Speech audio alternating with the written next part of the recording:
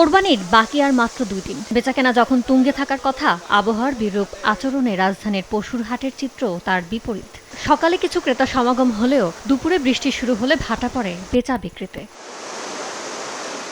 সোমবার সকাল 11টার পর শুরু হওয়া বৃষ্টির কারণে গাবতলীর হাটে এসে আটকে পড়েন অনেক ক্রেতা। সেভাবে আসতে দেখা যায়নি নতুন ক্রেতাদেরও, থমকে যায় বেচাকেনা। এভাবে চলে দুপুর পর্যন্ত। বৃষ্টির কারণে কাস্টমার আসতেছে কম, মানুষ আসার চেষ্টা করতেছে, দাঁড়াচ্ছে এবং বৃষ্টি দেখে চলে যাচ্ছে।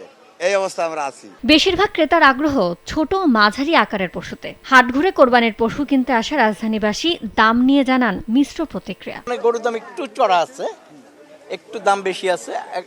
আগামী একদিন গেলে হয়তো একটু নামার চান্স আছে, কারণ অনেক আমরা যে দামে গরু কিনতে যাচ্ছি এর কাছাকাছি দাম নামতেছে না। দাম বেশি চাচ্ছে, কিন্তু এই দামে বিক্রি হবে না, কম বিক্রি করবে। রাঁধুনি কালাভুনা মশলা থাকলে আসল কালাভুনা রান্না কোনো ব্যাপারই না।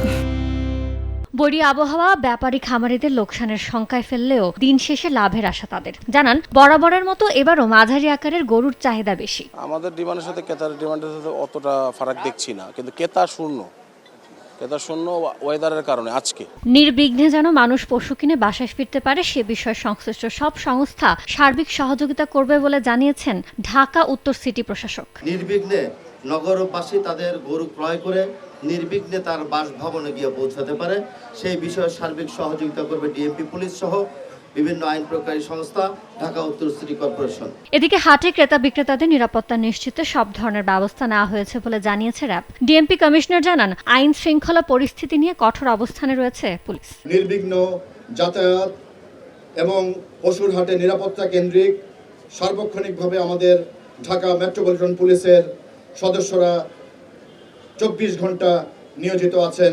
এখনো ট্রাকে ট্রাকে গরু আসছে রাজধানীর পশুর হাটে। আগামী 2 দিনে বেচাকেনা জমে উঠবে বলে প্রত্যাশা ইজারাদারদের।